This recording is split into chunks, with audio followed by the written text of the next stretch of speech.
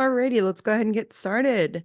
Welcome everyone. Good morning or good afternoon. My name is Hannah. I'll be your guys' implementation specialist leading today's Wednesday workshop. Looks like we already have a question. Feel free to drop any other questions that you guys might have into the Q&A.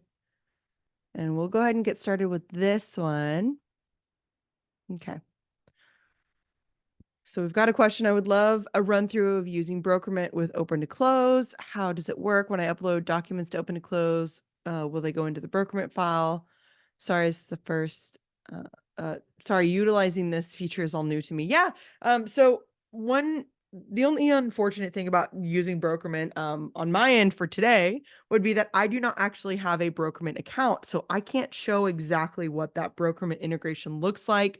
But I can go through the steps and show you what the steps would be to get started with using that Brokermint integration.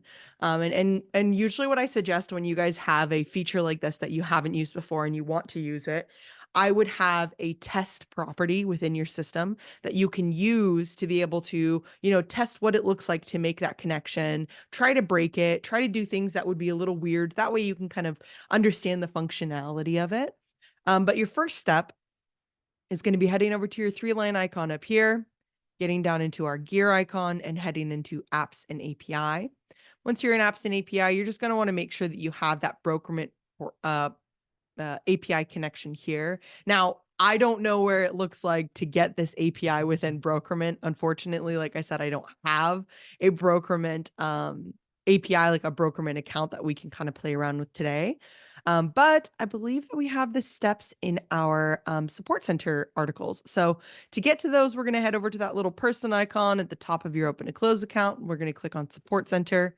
If you guys have our, web page open and you're like, well, I don't want to log in, where do I get this at the support center? Otherwise, you can always go to the learn tab and go to help guides as well. So this takes us to the same support center with an open to close. We'll go ahead and type in Brokermint.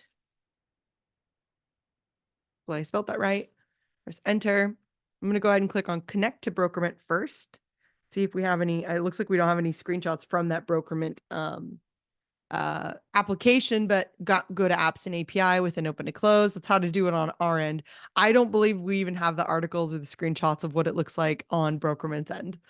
Just because again, I don't have a Brokermint account that we can use. But once you've made that connection, there's a couple things you can do with it. Number one, you can import properties from Brokermint if you'd like to. Those are going to be the same steps as what it would look like if we were importing a property from Dotloop, right? We would want to select the profile. We'd want to search for that particular property that we want to import, and we would want to bring it in and apply an API field mapping template to it.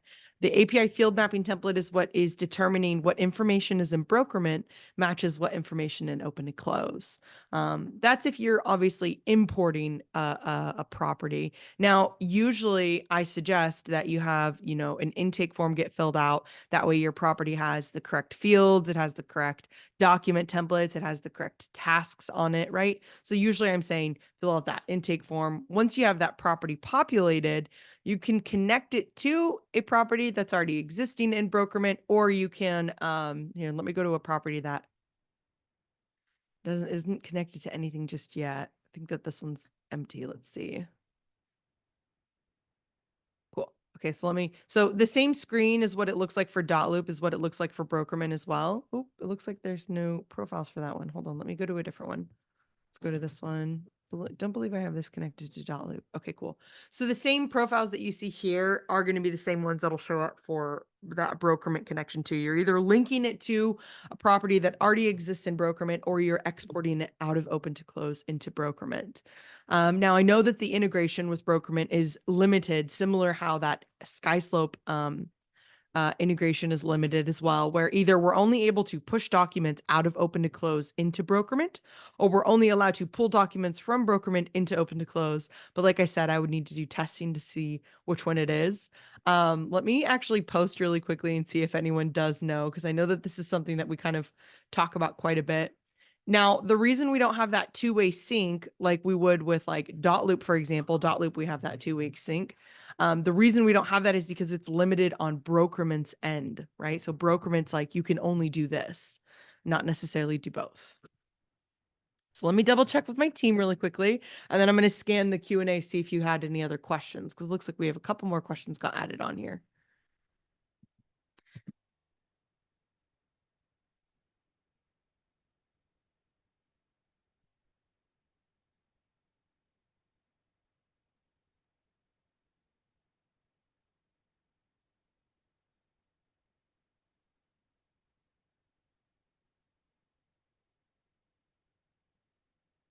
Cool. Now, the process in which you guys make that connection to that Brokermint property, it's going to change like regarding what kind of property it is, whether it's a listing or whether it's a sale. Usually what I suggest is if it's a listing, right? You filled out that listing and intake form that you might have in your account, but if you filled out that listing intake form, you got that property populated, I would most likely say export that property out of open to close into Brokermint. That way it creates the property within Brokermint. If you already have the documents in Brokermint, you already have that property created in Brokermint, then making that connection to the property after the fact is what you're going to want to do. But the idea is when you're trying to map out that flow, you have to think of, well, when do I need the information that I need, right? Some people will do it where, it makes more sense to them to fill out all the information in their intake form and then have it push over into Brokermint versus, oh, I have to fill out all this information on the intake form, and then I have to fill out all this information in Brokermint, right? That's usually why I end up seeing people import. But the whole idea behind that intake form is that it has that conditional logic to say, yes or no, do we need this? Yes or no, do we need this, right? So I always suggest, regardless whether you need to populate the property within Brokermint or it's the same information that you're putting into open and close, same as what's supposed to be in Brokermint, I always suggest filling out our intake form first in your process. That way you can get all the details in here and then you can push it out to the different areas that you need to push it out to, right? We can export this property out of open and close into Brokermint to populate it. I would even do that to the extent where maybe you just start the file in Brokermint so you can have a place for the documents to be stored. I would still come into open and close and fill out the rest of the meaty information to then push it over, or come into open to close and connect it and import the information. Again, I would suggest creating a test property, having that Brokermint connection there and playing around with it and seeing what it gives you. But I'm almost positive that the information that is very similar to how our dot loop integration looks, I believe that's the same with Brokermint. Oh, sorry about that. The main difference is going to be whether or not you can import documents or just push documents out of open to close. And I want to say we can only push documents out of open to close. Um, anyways, that's that one. Cool. Looks like we've got a couple set of questions here. So question number 1, I have a task template containing X number of tasks for when a listing is withdrawn and terminated. I also have a trigger template that will pull in the task template when the contract status is either set to withdrawn or terminated. Is there a way to make my tasks due immediately without having to create and populate a new field like a terminated date? It would be a matter of updating those tasks and having, what I would probably do is this with task templates, right? When we're talking about like trigger templates, that's easy. You can just set them as immediate, right? It's super easy. You just change that particular trigger to immediate, right? When we're talking about tasks, however, what I would probably do on my terminated task list, and I think I have one. Here's my seller's terminated task list. We'll go to this one. What I would probably do is I mean, obviously having a termination date would be helpful, but since you're utilizing those trigger templates already, I would have it that when the status is updated to, withdrawn or terminated, it brings on that field that you're talking about, the termination date or terminated date. But also when we're talking about the tasks here, I would probably have my top task marked as critical and pinned and say enter terminated date. That's what I would do. And I would have that TC put in that terminated date. And the reason that's so crucial is because I want you guys to be able to say, well, this is when we got that, we terminated. This was the documentation that we have for it. And you have that timeline in your transaction. I would say it's pretty crucial to have that there. That way, if anything ever comes up later on, oh, why didn't we go through with this transaction? Oh, because it was terminated. Well, when was it terminated? If you don't have that prompt to have them fill out that due date, then you're not going to be able to track that information, right? So I would definitely have it like a task at the very top something marked critical and pinned. That way it's at the very, very top of that task list and it says enter terminated date, something to that extent. That way you can have the rest of the tasks populate the way they need to.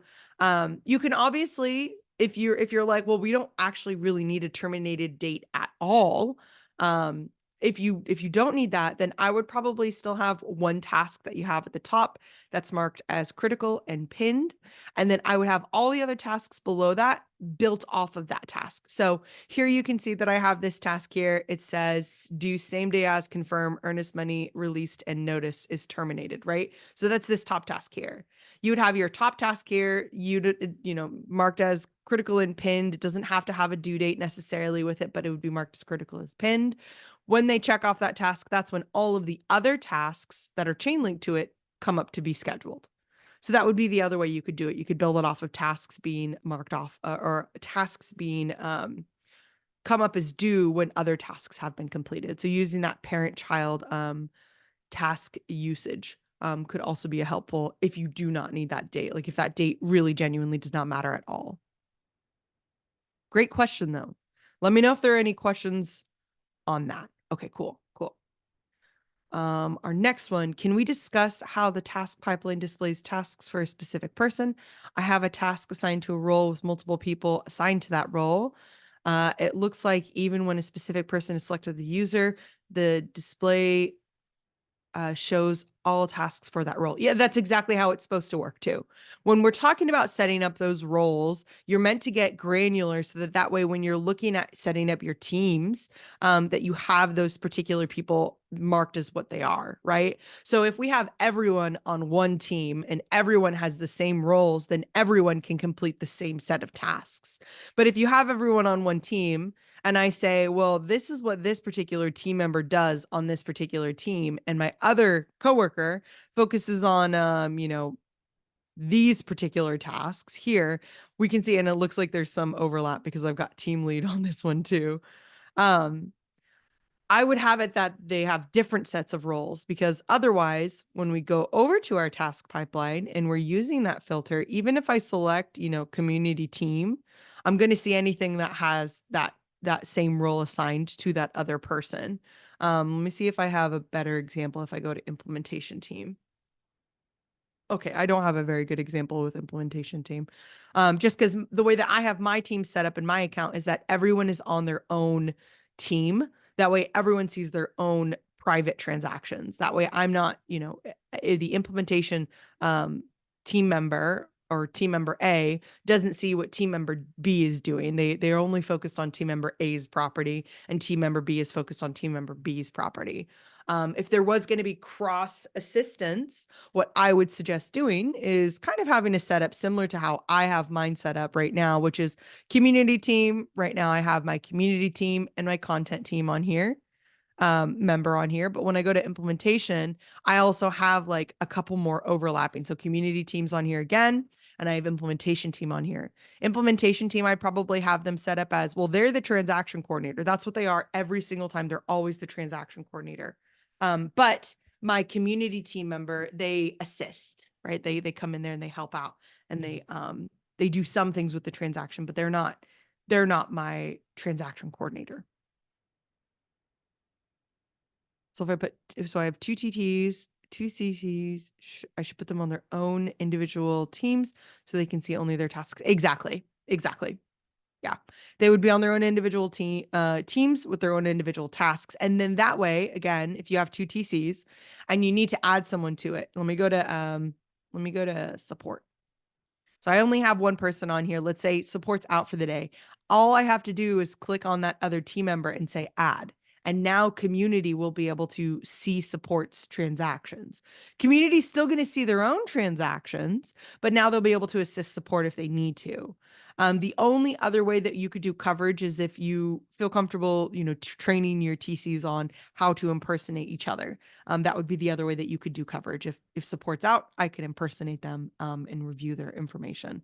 But if you have the tasks, assigned to a contact, a team role or a role with an open and close, and it's the same one as your other team members, they're going to see there. It's going to basically here where it says CT. If I click on that, The transaction coordinator, anyone who's marked as the transaction coordinator would show up underneath here if they had that role on them on that team. Cool. Next one. I have a task template containing X number of tasks for when a listing expires. Is there a way to fire the template on the listing agreement expiration date? It depends. I mean, so usually, I mean, it depends on how you're building it out, right? So if we go to a property and we're looking at that property, and it depends on, again, like the way that we have our triggers set up is how we have the information coming on. So, for example, if you guys have it that well, the listing expiration date you'd probably have every single time right away. Let me go to a listing property actually. Here, let me go here.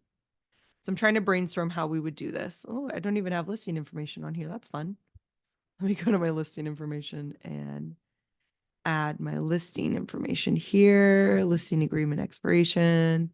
I wish I could really quickly select all of these, but let's go ahead and just select all of these. There we go. Add that on there.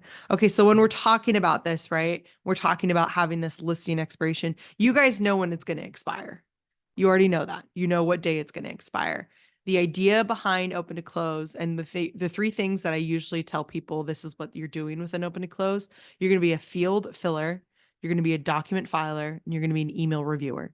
Because as long as your fields are up to date, right, and you have them all set up as where they need to be set up, and as long as you have your documents filed away in the appropriate placeholders, and you have your emails, you're reviewing those emails, you're making sure that the data is pulling in correctly, you're making sure that smart blocks are populating correctly, you're making sure that the documents are getting attached to the property or to the emails correctly. That's your job. That's essentially what you're doing. So for this one, what I would suggest is that, yeah, we can have that listing expiration date here, but I would suggest that if that listing is going to expire, that number one, that your TCs are in tune with the transaction, but that they're updating that file status to listing expiration, to listing expired, the day that it expires. And then the moment that we've updated and we've said it's expired, yep, that's when they go through and they have that task template come up, right?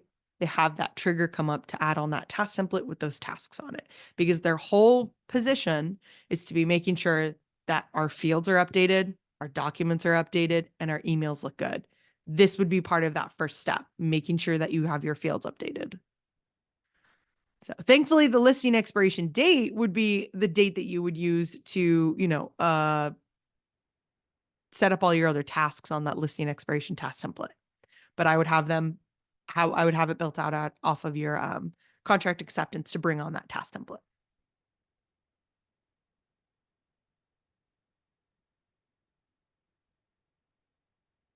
You could do that as well. Yes, you could do an email, or you could do a text message that comes up a couple days before the listing expiration to just remind them if you wanted to. So yeah, if it's a matter of they're not, because that's the other part with it too, right? They need to be in tune with their dates. Obviously, we have that timeline now, and it'll show all the dates in order here. So here you can see that this one has already expired. It's at the very top. On a true timeline, it wouldn't look like this, right? It would look a lot better, and your listing expiration agreement date should hopefully be at the very, very bottom of this list instead of at the very, very top, because it's the oldest date out. Obviously, having them reflect on the timeline would be really crucial, but I would also probably have two tasks set up. One that is maybe 2 weeks before listing expiration. That's just a reminder. You can literally just have it say listing is going to expire in 2 weeks. Something as simple as that. And then I would have another task a week before, or a couple days before, that emails that TC, or that reminds the TC, hey, the listing is going to expire in the next couple days, make sure. And then if you want to have another task that has that listing expiration, right? The same day as listing expiration, the listing has expired. Please update status, contract status. You could do that as well, right? So there's a matter of kind of figuring out what information is going to be helpful to keep our TCs on track. Your task templates are meant to be a timeline, in a sense, to assist your TCs on making sure that the timeline stays, in order with it. If we were talking about, well, what if I'm building out with triggers, Hannah? I would have triggers set up for it. I would have 3 days before listing expiration, an email comes up. As long as, we haven't gone under contract, I need an email to come up 3 days before, that says, hey, just want to let you know, sellers, we are, 3 days out, we haven't, this is what's happened. These are the next steps that we do. Like, when we're talking about setting it up, it's meant to be a reminder of a timeline for your tasks. And when we're talking about your triggers, this is where you're kind of making that decision. Okay, you know what? This time when I ran my listing, I had issues with making sure that, or we almost missed the expiration date, or we were too early when we notified them that the expiration date was coming up. And then that's when you go, okay, well, this is what makes more sense for my process. 3 days before, I have a trigger that comes up as long as it says contract acceptance, or the contract status is still equal to listing, or pending listing, right? That we send out an email and let them know, hey, your listing is going to expire in like 3 days. Your agent will reach out to you with the next steps, whatever that looks like. Cool. Next one. I have a template to deal with withdrawn listings, and I have a template to deal with reactivated listing scenario. A listing is withdrawn and then reactivated, won't then withdrawn again. The template for the withdrawn status won't fire the second time, correct? Technically it won't, right? Because it only fires off that one trigger once. What I would do is when a listing is reactivated, I would have either a trigger within that task template, that's built onto that task template to bring on the withdrawn, if it's withdrawn again, right? So if I go to my where are you, Ivy Lane? If we go to my Ivy Lane and I type in, oh gosh, what is it called? Canceled, I think. Oh, maybe I don't have it in here. Let me see if I even have that one. Here's my main buyer one. Maybe I don't have it marked as canceled. Here we go. I have a task on my main buyers. It's on every single one of my main buyers that says, if start post closing tasks, if and delete if contract falls through. I would have a task that on your reactivated listing, that would be at the very bottom, that just says, with withdrawn tasks, if withdrawn, type of thing. Because I think I wanted to say, okay, so here's my other one down here. I have a trigger if contract terminated, delete post closing if not needed, right? So I would have a task that says something like trigger if withdrawn, delete if not needed, right? So I would have that built out onto that reactivated task list just in case. And that would be the same thing for anything else too. I mean, you're reactivated when you get that reactivated task template to get back onto the property. It doesn't have to be that it brings on more tasks. When we're building out these triggers, since you're on the scale plan, Todd, you can bring on any kind of template that you need to bring on: task templates, document templates, trigger templates. So what I would probably do is I would have it that if it's reactivated, I would have two pathways in one of my triggers. One of them says like, if the or two trigger, I should say like two tasks. I think two tasks would work better. You'd have two tasks, right? One of the tasks would be if we withdrawn, then I want these sets of trigger templates and email templates or task templates to come on. And if it goes under contract, what's the next step for me? Right? Whether that's, filling out the intake form again, or whether that's, having, since you're on that pro plan, you can technically have triggers come on to that property after the fact. So it just kind of depends, but I would have that built out on that listing task template. Exactly. You're building your own looping mechanism. Exactly. And this is the kind of stuff that you guys will find out as you continue to build, right? I always make the suggestion, build out your perfect transaction or the smoothest transaction that you can think of. And then as things start to go awry, you have withdrawals and then reactivations and then withdrawals again. Think out through like, okay, well, what would make the most sense? Right now it's a manual part, having to apply the manual task template, right? But for my future ones, because this might happen again, how would I want that to play out? Do I want to have it built out that, well, it's withdrawn, and then when it got reactivated, I had a trigger for when it's changed to reactivated? I mean, again, you can have a status, you can have a date, that's associated with it, because it doesn't have to be a status. You can have a date. When you say that it's marked as withdrawn underneath the file status, it brings on a field that says reactivation date, and it brings on your withdrawn task template that you complete. You complete your withdrawn task template. You don't have a date to put in there yet because nothing's been reactivated. 2 weeks later, the lister comes back to you and goes, hey, actually, I want to try this again. Maybe, I've made some changes to the house. I'd like to lower the price or do whatever they need to do on their end to get that listing reactivated. You put in that reactivated date, and then now it brings back on your reactivated task template. Right. So it's a matter of trying to figure out what is the easiest path for you to be able to get that completed, whether it's having a date come on or updating a file status. That's going to be kind of what you'll figure out as you continue to use the system. Cool. So I think I got that one. Okay. And then the last question, is there a way to sniff out tasks which do not have a task, which do not have an assigned task role? I mean, honestly, on the property, probably not a simple way to do that. I would probably go into your task templates, depending on how many you have, clicking on that expand icon, and then just it'd be a matter of spotting it here. You could also probably, let me see if this will work. Cool. So you could also do no roles. So what I've done is I've expanded the tasks, and then if a role has not been assigned to a task, I just did Control F. If you're on a Mac, you could do Command F, and then I searched for no roles, and now I can search that page. So it's taking me down to the 2 tasks that don't have roles, and I can just click on Add Roles and add on the roles to them. Let me see if I have another example of one. Let me go to like a.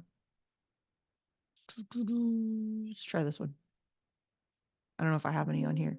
So in this example, I don't have any. All of these tasks have roles, right? They don't have the no roles thing. So this one's good. Don't have to worry about it. And as you're going through and updating those, right, I always suggest add on a date. So if I know that I just made updates to this particular task template today, I'm going to pop in, I believe it's the 27th. I'm going to pop in 12/27. That way I can make sure that, this is the last time I touched it. If I want to pop in roles, I can pop in roles, but I usually like to add in the date at least so that that way, if I ever need to go back and go, okay, when was the last time I updated my task templates? This was the last day. It's on that title right there. Yeah, there doesn't. Yeah, I'm sure there are a dozen. I really wish that there was, but it'd be kind of a way of trying to figure out how to. I think that this would probably be your fastest way is going through and doing, Command F, expanding those tasks and just typing in no roles. Because look at this one has 6 tasks on it. So instead of me having to look for that, I just typed in that no roles, and then here we have that no roles. So that's probably, I think that that's going to be the quickest way for you to go through and update those tasks.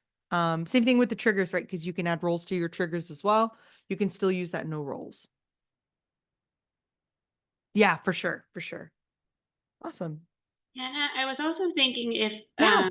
when you go into the task templates, you can click all, and it you unfortunately might duplicate, but when you go into the task template, you click Oh, all yes. and then change role, and you can add and remove, and it'll do it to all of them. So that way, at least all of them are covered. But there is the chance that you might have a couple duplicates. Like if this one's just for, let's say, the compliance manager, you might have compliance manager and transaction coordinator in, depending on what you're adding.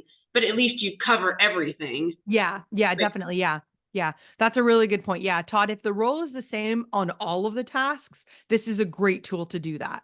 If it's just pop shotting it, I'd probably do it the other way. But if it's like Yeah. all 13 or 25 or 82, I don't know how long the task list is. Always a great tool. Thank you for mentioning that, Kelly. Yeah. The other thing that you could do too is if the verbiage is super, similar like across the board, I don't, again, this is, it's not that it's frowned upon. I just, I want you guys to be set up for success. If you have it that you have your tasks all kind of melded into one task template and it is 82 tasks long, you could go through and type in, let me type in inspection or let me type in closing. Here I have all my closing tasks, and we can still use that same tool. If I go through and I select these by just selecting these buttons here, I can click on change. and then update those task roles. If I have a specific closing coordinator who's working on these tasks, I can select them or remove whoever I need to remove. So you could do some of that if you're like, I know that this one doesn't have roles, let me add them on here. You could do something like that as well if you wanted to like do a kind of filtering with the tasks. Cool. Sweet. Alrighty. Next question. Just curious, is there a way to create a new user for the client folder, like if they fill out a new agent intake form and they receive an invitation to the portal automatically?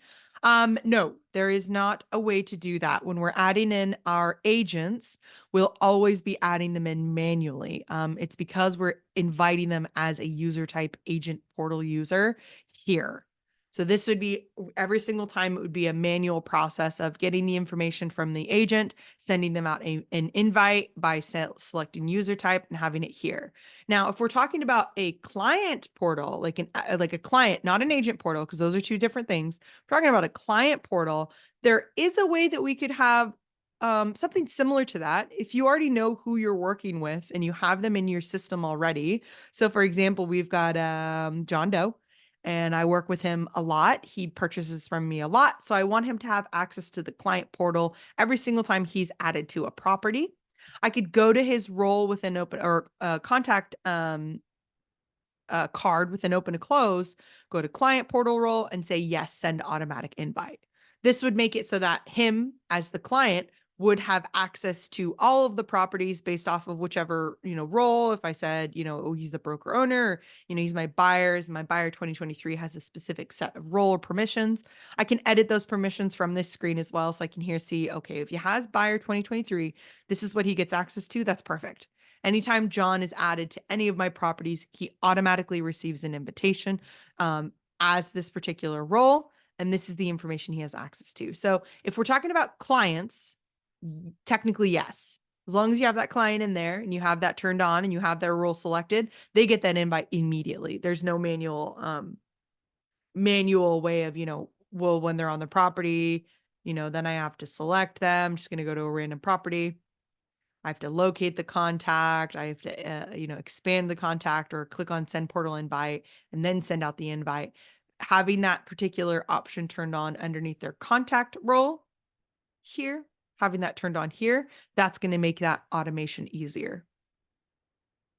For our agents, like I said, you will have to invite them manually every single time. Yeah, no worries, no worries. And like we have some people do some things in other ways, right? Sometimes when you're onboarding a ton of agents or let's say you're a TC company and you're just hiring on or agents can reach out to you for their business or to give you access or whatever. We have some people have it where, they fill out an intake form, but usually they're sending over that information first, right? You're going to get that information from the agent, figure out who they are, so that way you can send them an invite to your open to close account. But yeah, great question. Any other questions for today? We're at 33 minutes, so we have about 30 minutes more.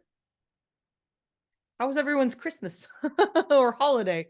Did you guys end up doing anything fun? Hopefully you weren't looking to open to close too much when you were relaxing. Hopefully your automations and your triggers were doing what they needed to do and you were checking things and just sending out emails for an hour a day. That's usually what I heard from other clients. Oh, wonderful, Todd. Good. That's good. Sometimes it's nice to take a break because then you can come back. It's funny that I haven't been on the system in a couple days and I jump right in and I just immediately know what I'm doing. I feel like a fish. I know exactly how to swim. Awesome. Well, let me go see if there were any. I know that we had a couple, what are they called? Frequent asked questions. Not too many, obviously, because we had that nice break. But let me head over to that and take a peek at it. See if there's any information that I want to share. Otherwise, feel free to drop any other questions you guys have into the Q&A. Okay.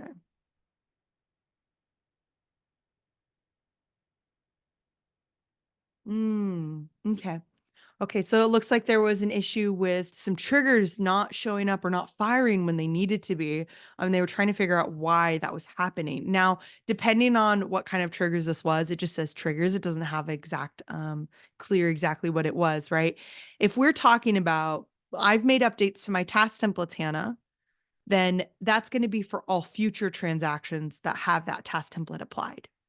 If we're talking about our trigger templates, so our property trigger templates, you're on the scale plane, you're using property trigger templates, you've made updates to them, we're going to want to make sure that we're backfilling that update to all the properties that have that trigger template applied. So for example, here I've got my main buyer under contract email triggers. If I wanted to make sure, I've gone through and I made a couple updates, I'm going to go down into my trigger templates. Here's that trigger template that I was just talking about. Here, I've got a couple triggers on here. Let's say I wanted to add on a couple more triggers. Oh, I realize I need another reminder email. Let me see if I have a reminder email in here.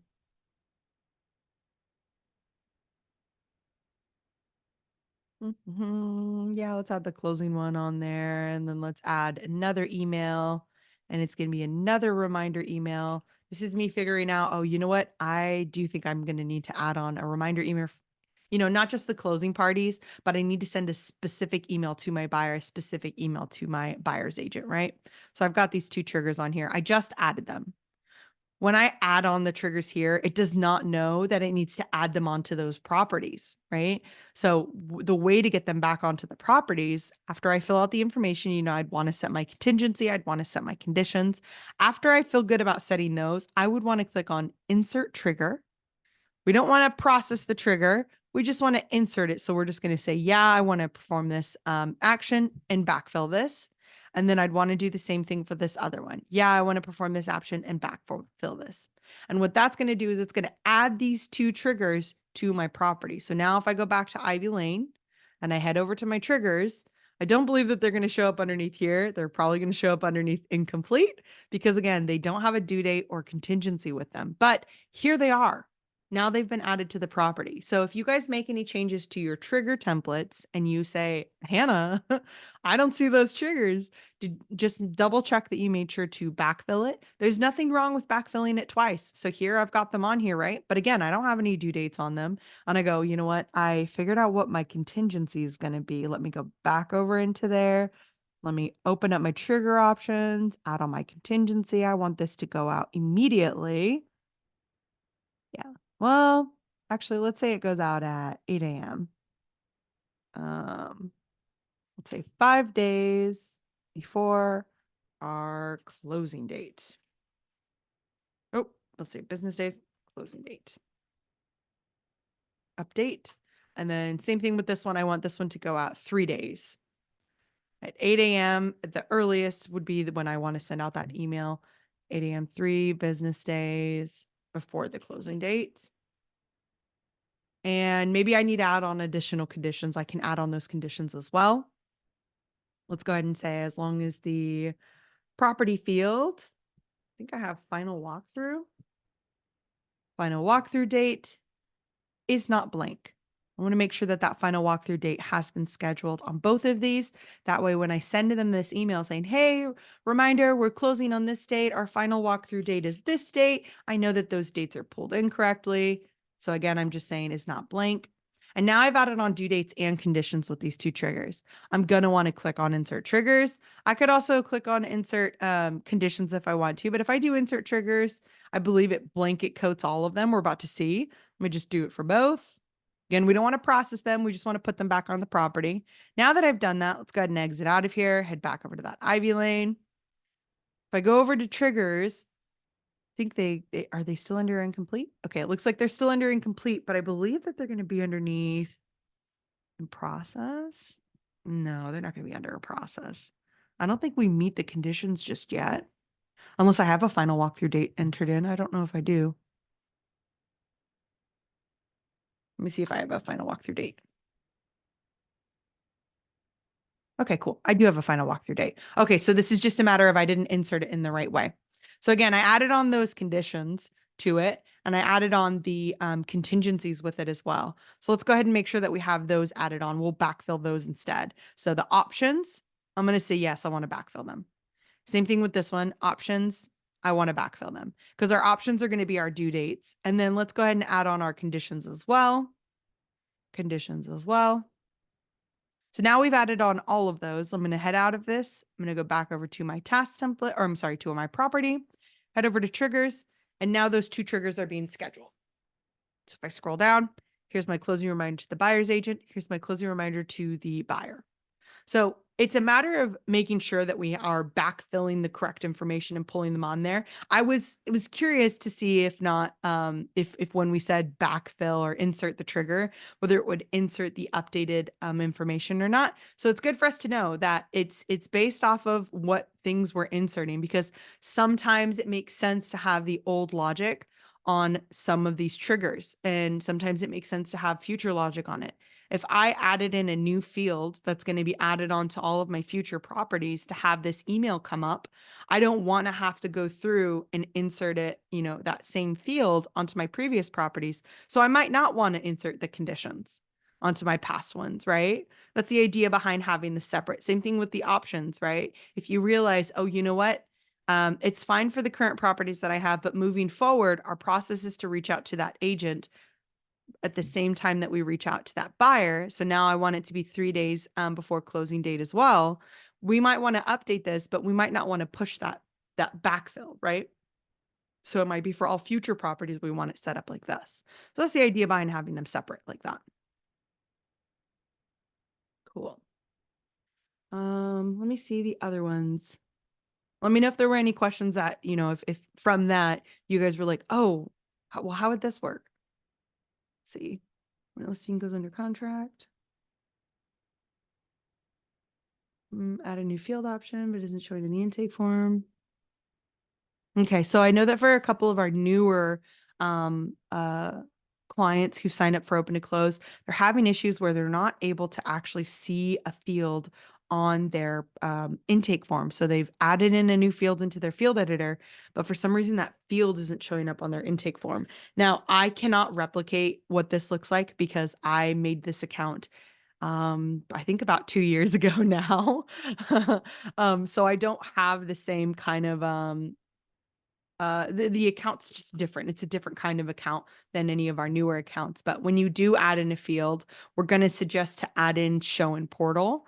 That way, when you go to add it onto your intake form, you can actually see that field on your intake form, because the fields that show up on the intake form are fields that are supposed to show up in the agent portal, because they're things that the agent are filling out. So it's information the agent knows, right?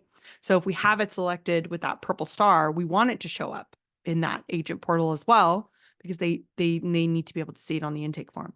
So making sure that that's on there. And then once you head over to that property, once you've added on that purple star, you should be able to see it here. If you guys are not seeing that, definitely feel free to reach out to us, and we'll check out what's going on in your account.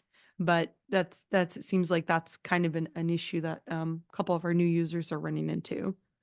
When a listing goes under contract, well, what we always suggest, there's 2 ways that you can go down this road. It depends on what you need for the information, right? So I always like to ask you guys, when you have your listings, how much of the information on that listing do you need for when you go under contract? If you say, Hannah, I need all of it. I still reference a lot of the information that's on that listing, then I suggest duplicating it, right? So that's going to the listing. Once you go under contract, selecting our drop-down arrow and selecting duplicate, and duplicating that contract. That way you still have all the fields, the documents, the contacts, and the notes for that particular property. Now, when you duplicate it, you're going to want to apply a property template to get the rest of the tasks for when you go under contract onto the property. And there is a manual process of making sure that you're removing the templates that you don't need, right? Oh, well, I'm not doing an inspection for this particular property and it's a cash deal, so I don't really need my financing tasks, or the appraisals waived, so I don't really need my appraisal tasks, right? There's a matter of manual when you duplicate a property. Otherwise, what I would suggest, if you're like, I mean, maybe like the listing date matters, but I don't really need most of the information when I go under contract. If you're the second person who goes, I don't really need the information when I go under contract, right? Like I'd like to get a copy of it, right? Have a copy of it within my open to close account. That way, if I ever need to reference back to it, I could. but I don't really need to access that property unless something else comes up and then I can go back to it. But I don't really need the information on my under contract. If that is the case, then I suggest having an intake form. So you'd fill out that new listing intake form. When you have that new listing, you go through the process. Someone wants to purchase the home. They send out that contract gets signed. So they've put an official offer on it. Then I would fill out the seller's residential contract intake form. That way you can use the intake form to populate the information and the logic that you need. So that way it brings on the different task templates that you're filling out, the different fields that you might need, the document templates that you're filling out as well. And you'll have that fresh property to be able to use for your integrations as well. So it just depends, right? So if you're like, I need the listing information, Hannah, I need that still, duplicate it. If you're like, I don't really need the information, fill out another intake form. And it's up to you guys whether or not you want to have your agents fill out the intake form as well. I think it kind of depends on how quick your listing process goes. Sometimes agents might be like, well, we just posted the listing. We went under contract 2 days later. And now I have to fill out another intake form to get that information to you. And then sometimes people are like, it's been 3 weeks and you're like, awesome, we've gone under contract. Fill out that under contract seller's intake form to get the information over so that we can reach out to the buyer and start our process kind of thing, or buyer's agent to start the process. It just kind of depends, right? You could also have it that the new listing is filled out by your agents, but the under contract is filled out by your TCs, right? They go under contract and they send it over to you through the integration or they email it over to you. And then your TCs will grab that information and then they fill out that seller's under residential contract. I'm trying to provide some different ways so that you guys can understand you're not restricted to only have your agents fill out that intake form every single time, right? It could be your agents, but if it makes sense to have your TCs fill it out, have your TCs fill it out, right? Cool. We kind of already touched on one of these. It was just how to create an agent portal. As we've mentioned before, agent portal users within Open to Close are free. They are not seats that you charge. So the way to do that is to head over to our 3-line icon, head down to organization and users. Here where it says add new user, we're just going to want to make sure that we select agent portal user. I always suggest adding an invitation message there as well. This is something manual that you can type out where you can just say like, thanks, welcome to the team. Make sure you fill this out. And once you've completed we'll get you access to those intake forms, right? So that you can start adding in your contracts. Just adding in something that way they're not just like, what is this Open to Close? Right? Who is this? I don't know who's reaching out to me right now. Having that little personal message, welcome to, Hannah Hoxie's team. That would probably be helpful for your guys' agents. Now, once they've gone through and they've added in their account, that's when you can kind of click on their names. You can see, add them the brokerage, see the information that they have, and then you can also go through and you can add on those forms to them after they've created their account. I believe you might be able to add on those forms before they create their account. I would have to do some testing on my end to see if you could.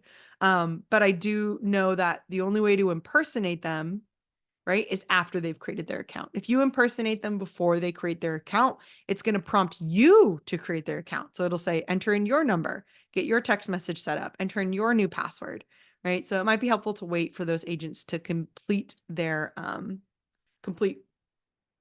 creating their account with an Open to Close.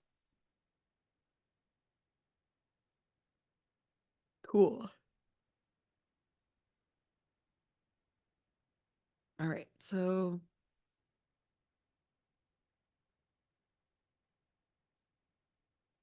looks like we have 2 questions that came over from Facebook.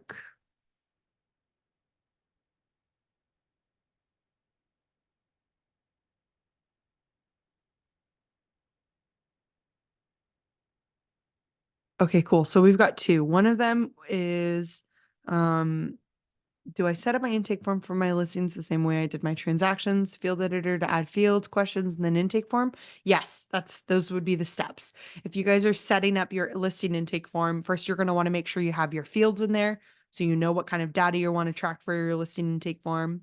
Then you'd head over to create the intake form template within Open to Close. You'd add the fields that you need to add. You'd go through, you'd add on the triggers that you need to add, and then that intake form set up.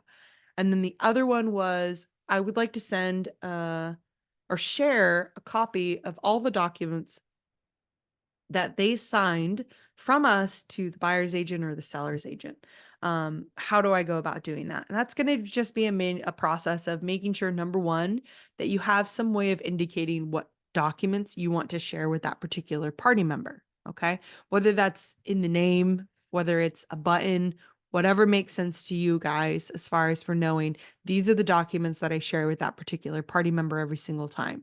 Now, how do I get them attached to an email? Well, if you already have the documents names figured out, and you have their file rules figured out, you can just build out a simple email to say, if this document exists on the property, attach it to this email, and then have a trigger with that particular email to send out to those party members at the end of the transaction. The other way that you can do it is you can go through and you can select the documents. Let's say they don't want to receive, a bunch of loose documents. You want it to all be in one PDF. If I go through and I select a couple of these documents, I can click on options and then select merge PDFs. And what this will do is it will allow me to create a new version of this with all of those PDFs there. I can say I want to delete the originals or not, but here I can say, let's say, I don't know if I have a file role in here that would work. I mean, we can pretend that it's called the final settlement statement, and then we'll go ahead and pop it into a new folder. Oh, we can just put it into one of the old ones that we have.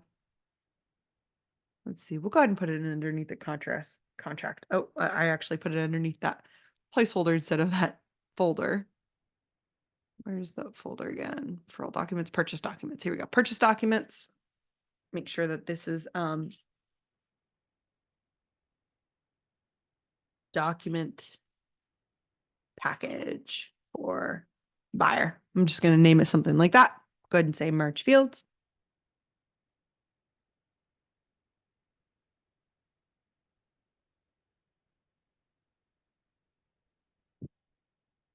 Cool.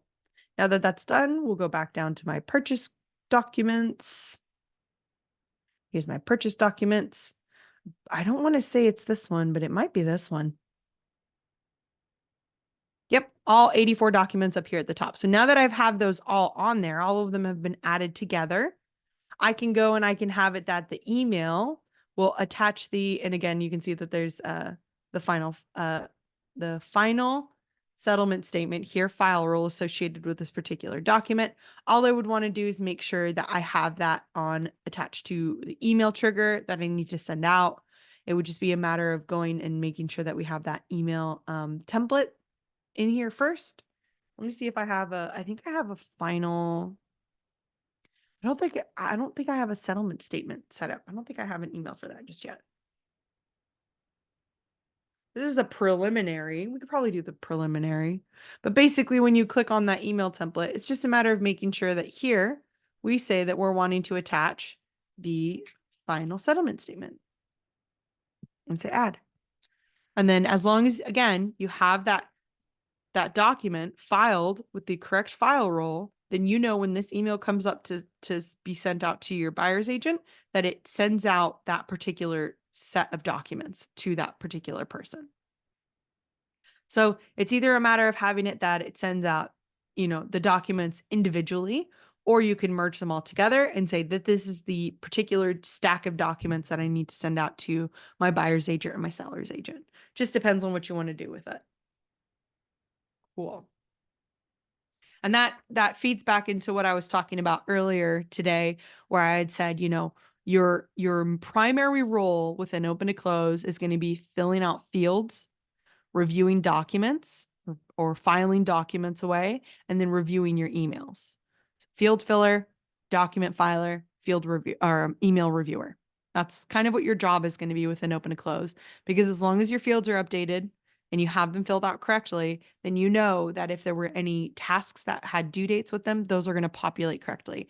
You know that if there were any documents that needed to be added on to different triggers, then you know that as long as you've filed your documents correctly, those are going to be on those triggers. Those are going to be available for you to send out.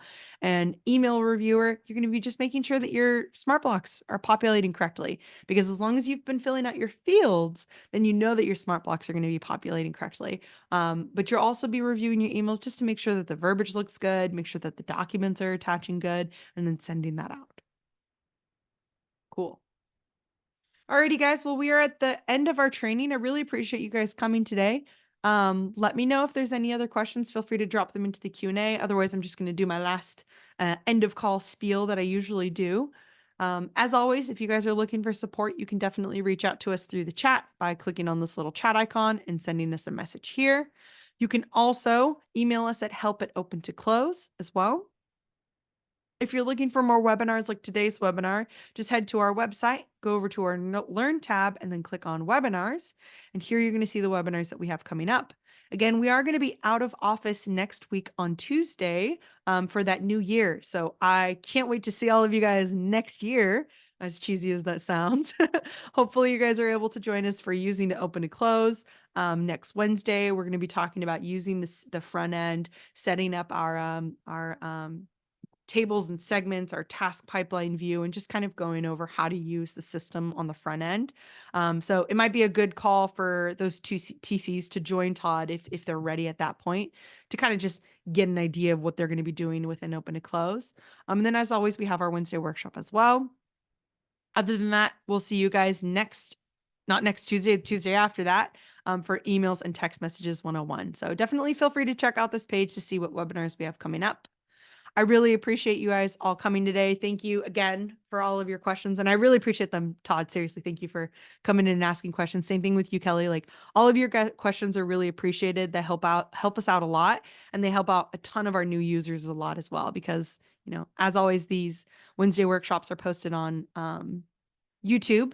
I think about 48 hours, 3 days later. I think this time because we're so close to the holiday. Well, no, it should be posted by Friday, but if not, it'll be posted by next Wednesday, I believe. So it might be a couple days. But yeah, I really appreciate you guys coming today. Happy holidays again. I'll see you guys next year.